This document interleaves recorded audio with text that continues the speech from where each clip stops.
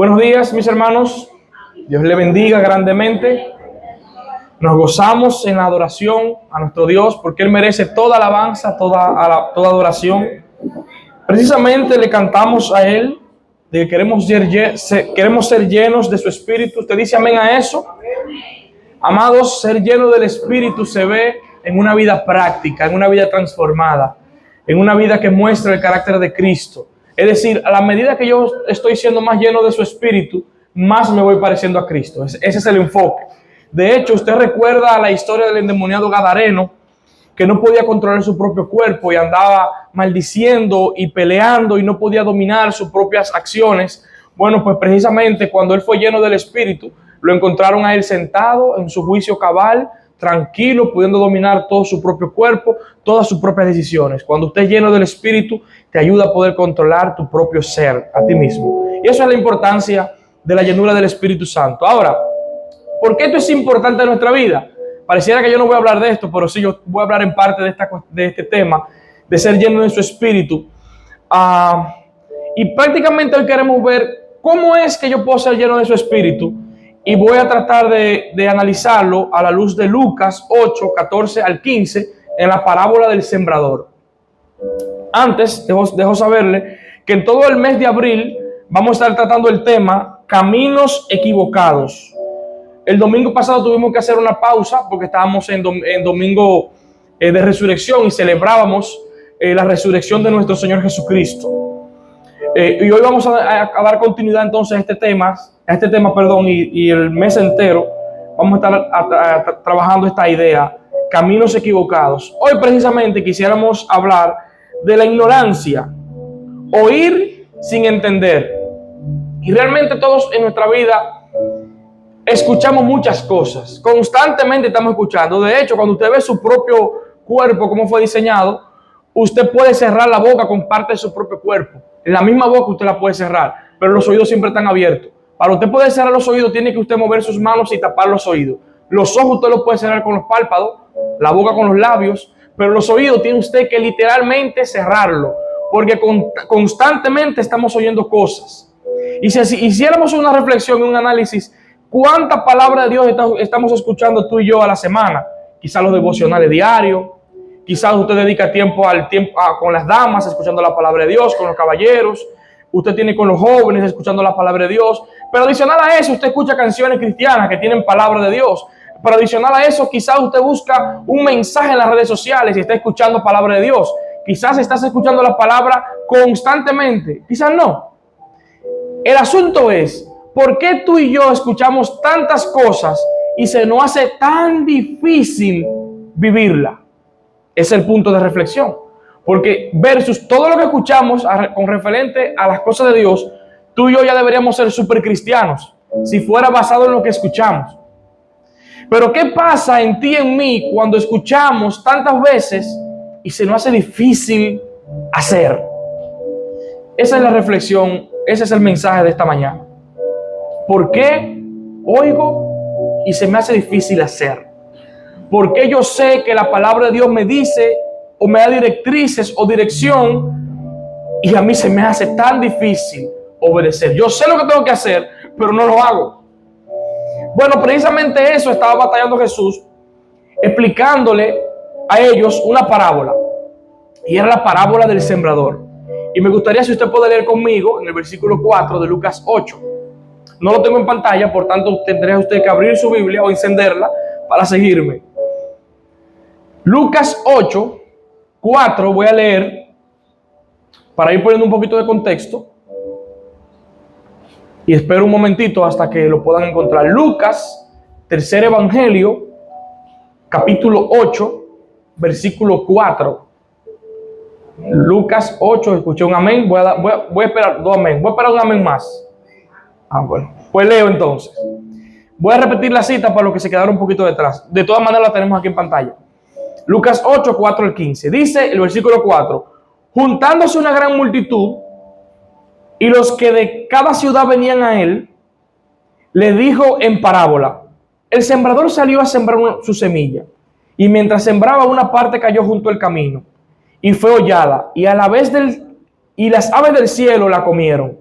Otra parte cayó sobre la piedra y nacida se secó porque no tenía humedad. Otra parte cayó entre espinos y los espinos nacieron juntamente con ella, la ahogaron. Y otra parte cayó en buena tierra y nació y llevó fruto a 100 por 1.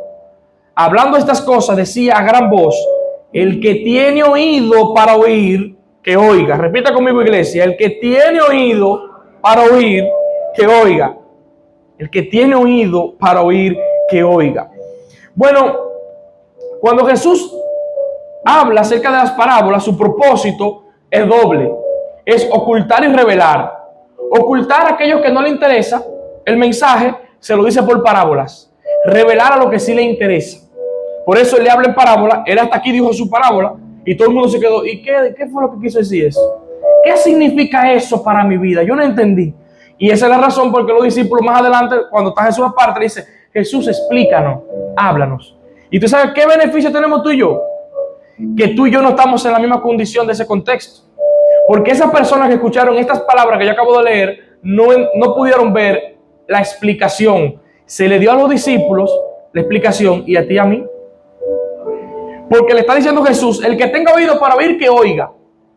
Pero ahora la explicación Jesús nos la reveló y quedó escrita para ti y para mí. ¿Por qué se nos hace difícil entonces oír y hacer? Ese es el tema de hoy. ¿Por qué se nos hace tan difícil? Pues Jesús da la respuesta en los próximos versículos para explicar la parábola. Y la respuesta tiene que ver con el vaso. La respuesta tiene que ver contigo y conmigo, no con la palabra. La palabra es eficaz, el problema es el terreno. Hay algo en el terreno de tu corazón que impide que la palabra de Dios llegue a tu corazón y produzca el fruto que debe producir. Porque quizás en tu vida hay cosas que no permiten, que ahogan la palabra de Dios. Que la palabra fue predicada, que tú lo escuchaste, que tú tienes oídos para oír, pero se te hace difícil y batallas con aplicar, porque hay algo en tu corazón que todavía no ha cambiado.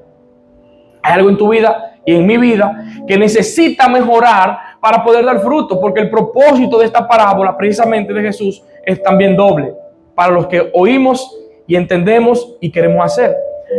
Y el propósito es salvación y vida eterna, y el otro propósito es dar mucho fruto. En esas dos frases está resumida la explicación de los 4 terrenos que vamos a leer en breve. El que estaba junto al camino dice que cayó la palabra y el diablo vino y se la llevó para que no crea. Dentro de esta parábola hay un solo que no cree y 3 creyentes y diferentes terrenos. 3 tipos de creyentes y uno incrédulo, y lo vamos a analizar ahora. Y esos 4 terrenos comúnmente asisten a la iglesia. El que no cree, que escucha la palabra y el diablo se la roba. Y los otros 3 tipos de terreno: el que da mucho fruto, el que es sobre la piedra y el que es sobre la espina. Y Jesús lo va a explicar en lo adelante. Así que, amados, vuelvo y repito: oyes y no haces. Si la voluntad de Dios es salvar, entonces, ¿por qué yo no soy salvo? Si la voluntad de Dios es que yo dé fruto, entonces, ¿por qué yo no doy fruto? ¿Por qué la voluntad de Dios no se cumple en mi vida? Esa es la pregunta que queremos responder esta mañana. Y la voy a repetir lentamente. ¿Por qué a veces la voluntad de Dios no se cumple en mi vida? Y ahora vamos a entrar, amados, a ver lo que sí fue revelado para nosotros. Versículo 9. Y sus discípulos le preguntaron diciendo: ¿qué significa esta parábola? Y él le dijo: a vosotros os es dado conocer el misterio del reino de Dios, a vosotros los discípulos y a nosotros también. Pero a los otros por parábolas, para que viendo no vean y oyendo no entiendan. Esta es pues la parábola. Y dice Jesús: la semilla es la palabra de Dios. Él comienza explicando: la semilla que cayeron en los terrenos es la palabra de Dios. Cuando nosotros hablamos de una vida fructífera, estamos hablando de los frutos del Espíritu, de lo que dice Gálatas 5:22 al 23. Mas el fruto del Espíritu es amor, gozo, paz, paciencia, benignidad, bondad, mansedumbre, templanza. Contra tales cosas no hay ley. Una persona llena del Espíritu modela todas esas características en su vida. Y sobre todo dominio propio. Dominio propio nos ayuda a refrenar nuestra boca, a refrenar nuestros pensamientos, a refrenar nuestras acciones, a refrenar incluso hasta adicciones, a refrenar condiciones de nuestro pasado que nos afectan, porque puedo controlarme, puedo manejarme, incluyendo también las finanzas, el gasto impulsivo. La llenura del Espíritu me ayuda a todo eso. Me ayuda, como dije al principio, a modelar a Jesucristo en mi vida. Así que son 4 terrenos, y la idea final del tema de hoy, mis queridos hermanos, es que reflexionemos cuál terreno es usted. Ese es el punto neurálgico. Usted aquí sentado y yo aquí de pie, mientras estamos compartiendo la palabra de Dios, es que usted y yo reflexionemos qué terreno soy yo de estos 4. Comencemos con el número 1. La semilla junto al camino. Enfrentamos ese terreno, enfrenta un peligro. Esa es la idea general. Ponla para atrás para leerla, sí, para que no se me pase. Antes de entrar al primer peligro, nuestra reacción ante la palabra de Dios determina el efecto en nuestra vida, ya sea para salvación o para llevar fruto. Nuestra reacción, mi terreno, ante la palabra de Dios determina el efecto en nuestra vida. Ya sea que usted no crea y ahora crea, o ya sea que lleve mucho fruto. Como usted reacciona frente a la palabra de Dios es lo que va a determinar quién usted va a ser en lo adelante. Entonces, el terreno junto al camino, número 1. Este tiene un peligro, y es el peligro del enemigo. El enemigo está al acecho, dice el versículo 12, continúa la parábola. Y los de junto al camino son los que oyen. Recuerda, como dijo Jesús, tenemos oído para oír. El que tenga oído para oír, que oiga. Pero estos son los junto al camino que oyen, y luego viene el diablo y quita de su corazón la palabra para que no crean y se salven. O sea que mientras estamos hablando, si hay personas que no han colocado su fe en Jesucristo aquí presente, mientras lo estamos diciendo, ellos lo entienden, lo comprenden, tengo que entregar mi vida al Señor, pero inmediatamente el diablo viene, ¡pam!, y le arrebata la palabra de Dios y se la lleva, con un fin, para que se pierdan. Digo, el pasaje no dice eso, dice para que se salven, pero se entiende que lo opuesto de salvación es perderse. Esta es la única tierra en estos terrenos que representa al incrédulo, el que no creyó, porque inmediatamente la palabra llegó a su corazón, llegó a su mente, inmediatamente el diablo se la lleva, precisamente para que no la crea y precisamente para que se pierda.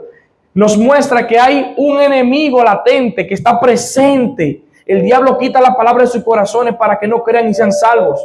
Por eso, amado, cuando tú y yo anunciamos el evangelio, hay una guerra literal espiritual. A veces algunas personas no entregan su vida al Señor porque entienden que aquí hay manipulación. Pero déjame decirte que la verdadera manipulación la tiene el diablo cuando no has creído, porque te tiene atado. Cuando la palabra se lanza, tú la escuchas y la quieres creer, pero él te tiene atado. Está tan presente en tu vida que no permite que tú la creas, porque está ahí. Bueno, eso es lo que Jesús está diciendo. Luego viene el diablo, o sea que está presente. Oigan eso, el diablo está en la primera fila en la iglesia o donde se predica la palabra. ¿Sí o no? Porque él dice, perdón, Pedro está en primera fila, no estoy diciendo ustedes, mis hermanos. ¿Se entendió? Que está bien. Digo, los hermanos ya están, qué bueno que lo aclaró. Bueno, pero se entiende que cuando se está predicando la palabra, el diablo está ahí expectante a que la palabra se lance para que el que la necesita, yo la necesito esa palabra, inmediatamente viene ¡fum!, y se roba la palabra para que no se salve.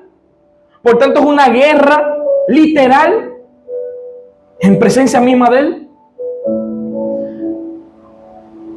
Cuando anunciamos el evangelio estamos en una batalla espiritual. Miren lo que dice 2 Corintios, creo que lo tenemos acá, 2 Corintios 4, 3 al 4. Pero si nuestro evangelio está encubierto, entre los que se pierden está encubierto, en los cuales el Dios de este siglo cegó el entendimiento de los incrédulos, para que no le resplandezca la luz del evangelio de la gloria de Cristo, el cual es la imagen de Dios. O sea que él está presente ahí, atento. Dice la Biblia, como león rugiente buscando a quien devorar. Y por eso nosotros, amados, tenemos que estar pendientes a esto. Cuando no has creído, queremos decirte con amor y con delicadeza que el diablo te quiere destruir y no permite que tú creas. Lo que te está impidiendo que tú creas que son otras cosas es el mismo diablo, el mismo enemigo. Que le entregues tu vida al Señor, que ponga tu fe plenamente en Él. Es el que viene y te la roba en el mismo momento, no espera otro momento, espera el mismo momento para robártela. Ese es el primer peligro que se enfrentan los que oyen la palabra, pero no la han creído. Y precisamente lo que le estaba pasando a los fariseos, y quizás puede estar pasándole a alguien aquí presente el día de hoy, esta mañana. Pero Dios ha querido salvar, Dios ha querido tener misericordia de ti y de mí. Y eso pasó en mi vida.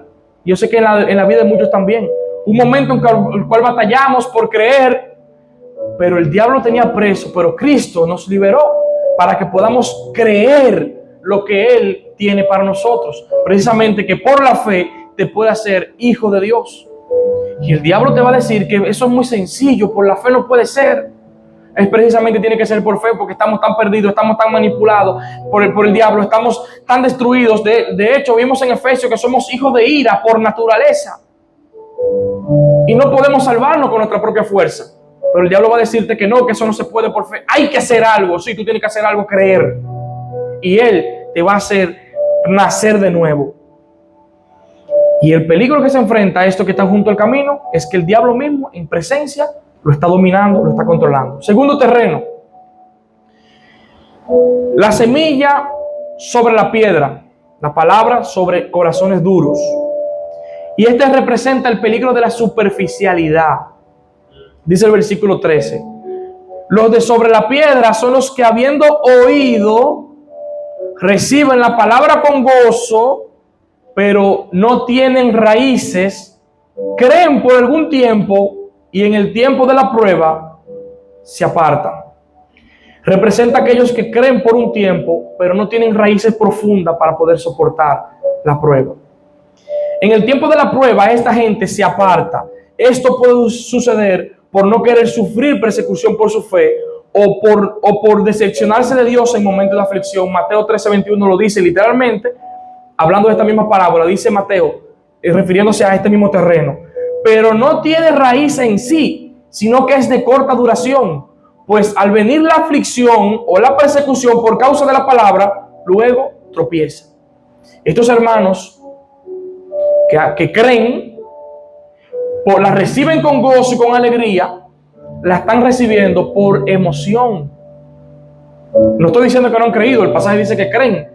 Algunos van a poner en duda si creyeron de verdad, yo no voy a entrar en ese juego, pero yo estoy tomando lo que la Biblia dice que creyeron.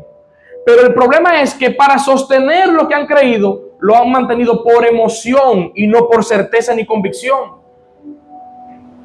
Y por ser por emoción, cuando viene la aflicción, salen corriendo. Pero cuando tú estás convencido de que algo es cierto, tú eres capaz de dar tu propia vida como hicieron los apóstoles. Los apóstoles estaban convertidos, pero convencidos. Estaban convencidos de que Cristo murió y resucitó. Por eso decían, mátenme. Mátenme porque yo sé que si yo muero voy a resucitar, yo lo vi vivo. Y por eso ellos estaban convencidos. Pero en ese momento que el Mesías murió, todos los que estaban por emoción ahí, no aguantaron el fuerte y ¿qué hicieron? Se fueron corriendo. Jesús lo estaba preparando a los discípulos precisamente para que no sean creyentes superficiales, que vienen por emoción, porque yo sentí, porque yo no sentí, porque hoy el culto no me hizo erizar la piel y yo vengo porque cómo me siento. Si tu fe depende de cómo te sientes, mi hermano, ¿cuánto sub y baja vamos a tener nosotros? Porque uno amanece bien un día, uno amanece mal otro día. Si tu fe está basada en emociones, déjame decirte que estás en el peligro de la superficialidad. Porque la fe no se basa en emociones, es en convicción. Yo estoy convencido. De hecho, eso fue lo que hizo Abraham. Cuando le dijeron, ve y sacrifica a tu hijo. Él no estaba ahí las emociones se meten y no lo puede hacer. Cuando le dijeron, tu mujer es estéril y tú estás de avanzada edad, tu descendencia será más que las estrellas, cuéntala. Dice, por emoción yo diría, no, tú eres loco. Pero por convicción, dice Pablo en Romanos 4, que Abraham estaba plenamente convencido de que Dios iba a cumplir lo que prometió, es convencimiento. Pero la superficialidad nos lleva precisamente a la doctrina del sentir, dice un amigo mío. La doctrina del sentir, la enseñanza del sentimiento, que no es malo porque Dios puso los sentimientos ahí. Pero el problema es cuando tú basas tus convicciones en sentimiento, tú eres como esto superficial, y cuando viene el momento de la prueba, como ya se acabó el can, se acabó el coro, se acabó lo bonito, hay que salir corriendo. En su mayoría de casos, estos son los creyentes emocionales, los que han creído, pero que han sido sostenidos por medios ajenos a la palabra.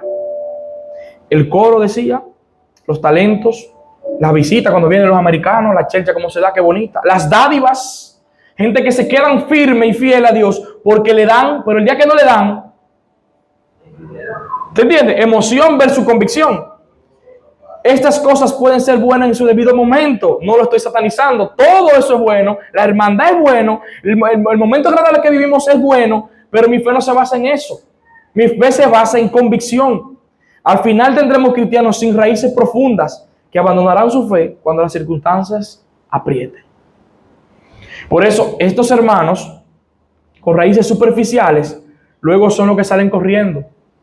Y eso me acuerda en la pandemia, en la iglesia donde yo asistía, tuvimos una circunstancia con los ministerios. Y el problema fue que cuando llegó la pandemia, se embalaron todo y nada más quedaron dos gente. El líder de alabanza y otra persona más. Mi esposa que está por ahí. Yo no la veo. Ah, ok. Me preocupé. Sí, dije, fue como el terreno superficial, se me embaló. No, está con los jóvenes. Pero el asunto es que cuando viene la tormenta, los que no tienen raíces profundas para aguantar como un árbol, imagínenselo, no tienen raíces fuertes, cuando viene la brisa, se van, se quiebran, no aguantan la presión. Y por eso tú y yo tenemos que evaluarnos a ver si estamos en esta raíz de superficialidad, que estoy por la emoción y no por convicción.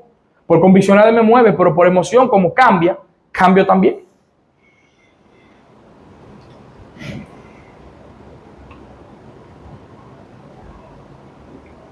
La solución es que tú y yo tenemos que creer con corazón bueno y recto, buscando estar arraigados y cimentados en amor, como dice Efesios 13:17, para que habite Cristo por la fe en vuestros corazones, a fin de que arraigados y cimentados en amor, seáis plenamente capaces de comprender con todos los santos cuál es la anchura, la longitud, la profundidad y la altura, de conocer el amor de Cristo que excede a todo conocimiento, para que seáis llenos de toda la plenitud de Dios. Madurez. Amados, la respuesta es que tú y yo necesitamos crecer en madurez para echar raíces, para cuando vengan los momentos difíciles, tú y yo no seamos creyentes superficiales. Crecer en madurez. Y eso implica, dice el pasaje, que cuando Cristo habita en mi corazón, entonces yo debo arraigarme y cimentado firme. Luego dice el final, para que seáis llenos de toda la plenitud de Dios, lleno del Espíritu. Para que podamos ser llenos del Espíritu, eso significa madurez. Y es por eso que este terreno superficial, las emociones lo quiebran. Las emociones es su base y no la convicción. Terreno número 3. Y es la semilla entre los espinos. Y este representa el peligro de las distracciones. Hermanos que tienen muchas distracciones. Dice el versículo 14. La que cayó entre espinos, estos son los que oyen, pero yéndose son ahogados por los afanes y las riquezas y los placeres de la vida y no llevan fruto. Ellos recibieron la palabra, se fueron, pero los afanes, los quehaceres, las responsabilidades ajenas a lo que Dios tiene que ver con tu vida, que pueden ser cosas buenas esos afanes, pero a veces nos enfocamos tanto en los afanes que nos olvidamos de la cosa de Dios. Y estos hermanos luego, los afanes ahogan lo que ha creído y no dan fruto. Recuerda el propósito, salvar el primer camino, y los otros dar frutos. A los incrédulos es salvar la palabra, y al creyente la palabra es hacernos que demos fruto. Al 100 por 1 va a terminar diciendo Jesús. Es que demos fruto. Ser como esta tierra es el peligro más común para cualquier cristiano. Dice Pablo a los Filipenses, porque en Filipenses 2:21, porque todos buscan, Pablo se lo está diciendo a los cristianos, no se lo está diciendo a los incrédulos, le está diciendo a la iglesia de Filipenses, porque todos buscan lo suyo propio, no lo que es de Cristo Jesús. A veces nosotros nos enfocamos en buscar lo que a mí me conviene, lo que a mí me interesa, y por eso las iglesias, decía John, recuerdo, creo que era en el grupo de los jóvenes, hablando acerca de la doctrina de la prosperidad. ¿Qué es la doctrina de la prosperidad? Hoy día las iglesias están más llenas de esta doctrina porque la gente está buscando lo suyo propio. La doctrina de la prosperidad dice que si tú ofrendas a Dios 200, Dios te va a dar 400. Entonces la gente va y da a Dios por lo que Dios me puede dar a mí. Entonces esa inversión está bacanísima porque yo le pongo 1,000, voy a recibir 2,000. Pues yo voy a poner 10,000 para que me pongan 20. Entonces está buenísima eso. Pero eso habla de la intención de corazón de buscar mi propio beneficio, de buscar lo que a mí me conviene, de buscar solamente lo que a mí me interesa y lo que aporta a lo que yo sí quiero. Y estas son las distracciones. Las espinas representan distracciones, pueden ser cosas pecaminosas. Esas distracciones pueden ser deleites por el pecado, que yo no puedo dejar, que no puedo abandonar. Y eso me impide dar fruto. Pero muchas veces son cosas normales de la vida, como ya he mencionado. Por ejemplo, afanes. Marta, Marta, cuán afanada estás y te olvidaste de lo mejor que es Cristo. Puede ser ganar más dinero, que está bueno eso. Pero a veces nos enfocamos tanto en ganar dinero, en trabajar por ganar dinero, que nos olvidamos de la fe, de la familia y de lo que verdaderamente importa. O poner demasiada atención a un pasatiempo. Y sobre todo el autosabotaje. El autosabotaje, mi querido hermano, es que tú y yo mismos nos ponemos el tropiezo y no podemos dar fruto. Yo he aprendido, dentro de mis luchas, a tener que quitar las cosas que me llevan al pecado. Y dentro de esas cosas tienen que ver con las redes sociales. Estoy siendo sincero. Dentro de esas cosas tienen que ver con las redes sociales. Si yo sé que bajar en las redes sociales y comenzar a ver cosas extrañas, mujeres extrañas que tienen poca ropa, me va a conducir a ciertos pensamientos, pues yo tengo que quitarlo porque soy yo mismo que me saboteo. Gracias. Yo voy a decir sabotajeo, que eso no tiene sentido. Me autosaboteo. Somos nosotros mismos que ponemos el tropiezo para nuestra propia vida, que nos impide crecer. Cada pecado que tú y yo cometemos se comete primero en el corazón, se comete primero antes del hecho, antes ya se ha cometido, se le ha dado asentamiento en el corazón, se le ha dicho sí, eso está bien, yo lo necesito. Yo me he convencido a mí mismo de que yo lo necesito antes de hacerlo. Siempre ocurre en el terreno del corazón. Y esas distracciones hacen que yo no esté enfocado en Cristo, esté enfocado en otra cosa, en mí mismo. Y eso no me va a dejar dar frutos, que es la meta de esta parábola, que es la meta de la palabra de Dios, que es la meta de tú escuchar el mensaje de Dios, es que des fruto. Pero no damos fruto porque estamos distraídos. Hebreo 12, 1 y 2 dice: por tanto nosotros también, teniendo en derredor una tan gran nube de testigos, despojémonos de todo peso y del pecado que nos asedia. El escritor está diciendo que hay cosas que son pecaminosas y otras que no son pecaminosas, que te detienen. Por eso él dice: despojémonos de todo peso, que no es pecado, y también agrega, y del pecado que nos asedia, y corramos con paciencia la carrera que tenemos por delante, puesto los ojos en Jesús, el autor y consumador de la fe, el cual por el gozo puesto delante de él sufrió la cruz, menospreciando lo propio, y se sentó a la diestra del trono de Dios. Así que la solución, mis queridos hermanos, es despojarnos de todo peso y del pecado que nos asedia y poner nuestra mirada en Cristo. ¿Por qué no damos frutos si soy este terreno? Porque no estoy enfocado en Cristo. Estoy enfocado en mí, en lo que a mí me conviene, en lo que yo necesito. Y eso, conveniencias, se pueden convertir en los afanes, que luego ahogan la palabra, que luego no me dejan dar frutos. ¿Cuáles son los afanes que tú estás teniendo ahora mismo, que te tienen tan alejado de la palabra de Dios? ¿Cuáles son? A veces estamos buscando la felicidad, y ese fue el devocional de esta mañana.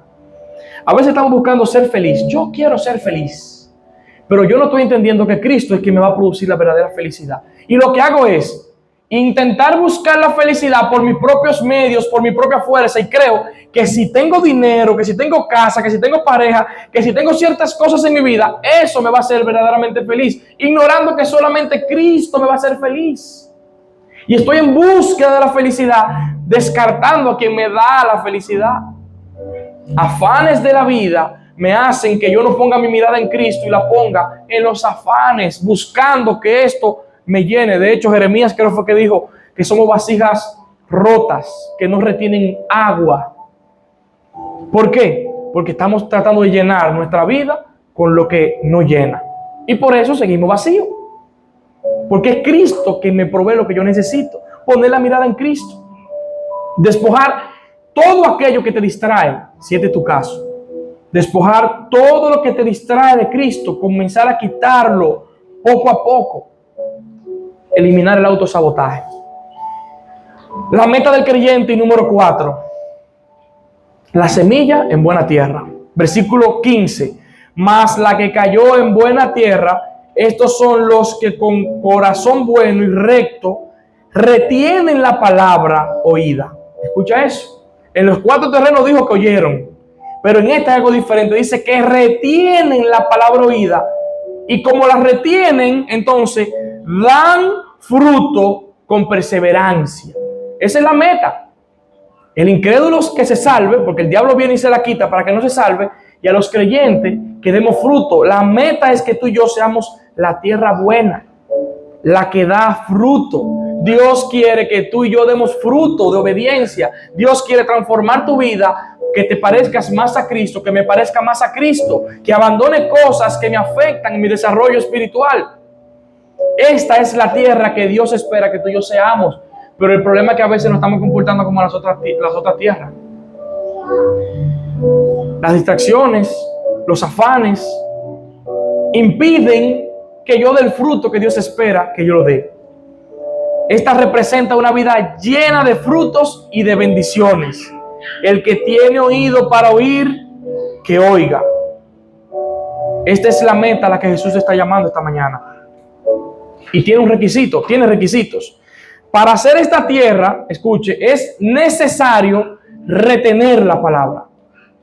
Amados, para retener la palabra, usted tiene que ser un cristiano que se coma su Biblia. Alguien dijo una vez, quien come Biblia no come cuento. Eso puede ser una frase memorable que se puede colocar en el estado. Quien come Biblia no come cuento. Esos son los que retienen la palabra, los que la escuchan, la marcan, la escriben, la anotan, la recuerdan. Y por eso quiero darte 5 cosas que tú puedes hacer con la palabra de Dios brevemente. Todo esto se hace, tengo una serie sobre eso, por tanto no voy a entrar aquí, ya estoy cerrando.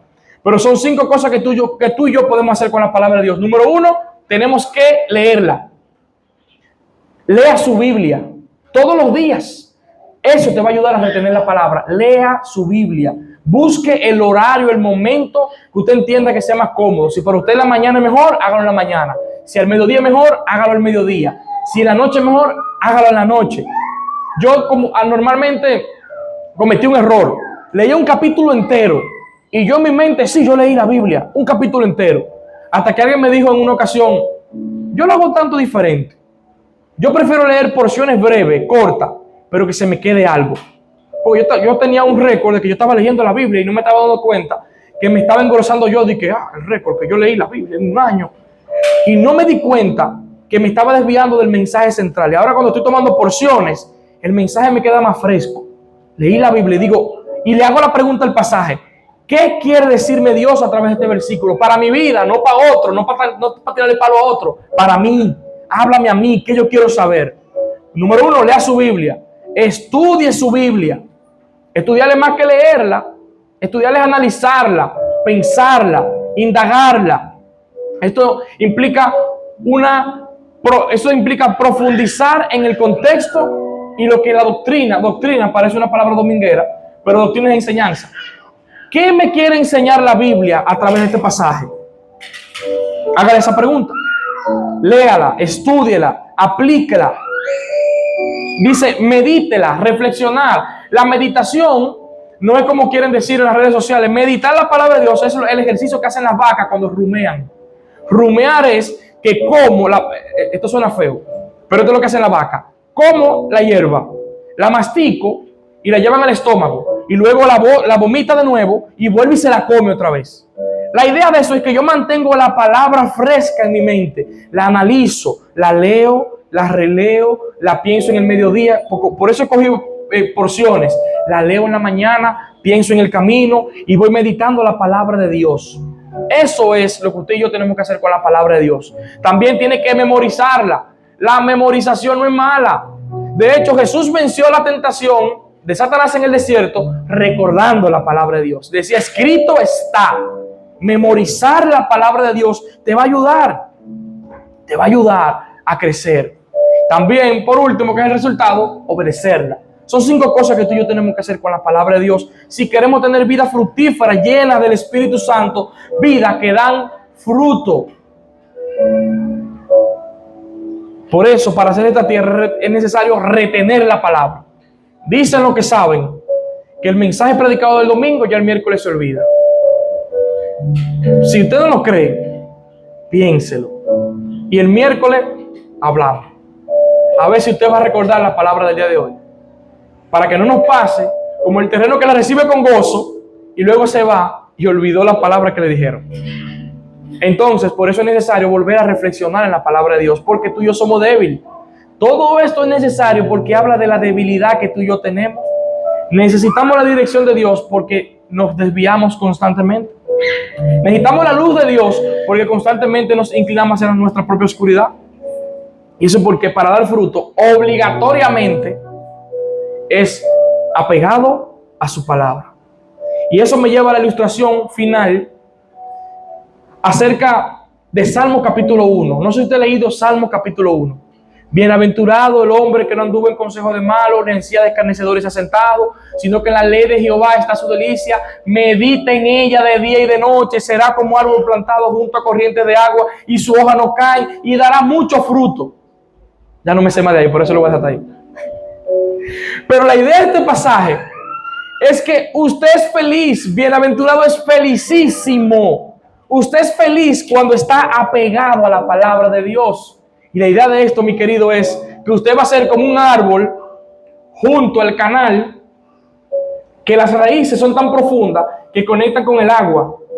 Y cuando pasa agua, como el río siempre tiene agua, las raíces siempre se están alimentando. Y ese árbol va a crecer y va a dar fruto, porque siempre está apegado al agua. Por eso será como árbol plantado junto a corrientes de agua, porque las raíces están próximas al agua. Nunca le hace falta agua. Siempre está pegado al agua. Amados, el agua es la palabra. Tú y yo seremos así, daremos fruto cuando estemos apegados a la palabra de Dios. Pero tomando en cuenta que hay muchas cosas a nuestro alrededor que van a intentar ahogar la palabra de Dios. Y el diablo está activamente. Y voy a agregar, no solamente el diablo está activamente buscando eliminar la palabra, es que tu corazón y el mío está activamente buscando no recibir la palabra. Y por eso a veces nos parecemos más a los otros terrenos y no al buen terreno, al que da fruto. Porque, amados, el propósito de Dios para ti y para mí es que llevemos fruto. Él no te salvó para dejarte sentado. Él te salvó para restaurarte, para levantarte y para que tú des fruto al 100%. Así que, amados, son 4 terrenos que hemos visto. Y usted tiene que reflexionar, ¿cuál terreno es usted? ¿El de junto al camino, el de las espinas, el de las piedras o el de la buena tierra que da fruto al 100%? ¿Cuál terreno es usted? ¿Cuál terreno soy yo? Jesús usó esta parábola para entrenar a sus discípulos para la aflicción, para que se mantengan firmes.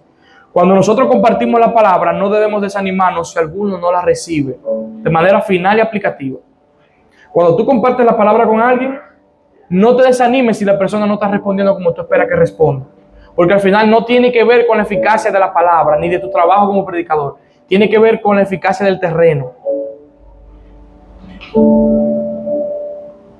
Y esto sucede por las diferentes reacciones del corazón a la palabra. No siempre por la falta de la buena enseñanza.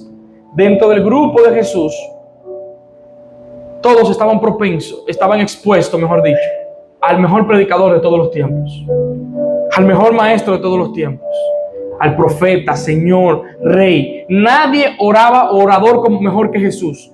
Nadie mejor en aplicación que Jesús. Nadie mejor que en interpretación de la ley que Jesús. Nadie mejor maestro que Jesús. Y había un Judas en el grupo. O sea que, ¿cómo es posible que tú tienes el mejor maestro y tú no puedes ser el mejor alumno?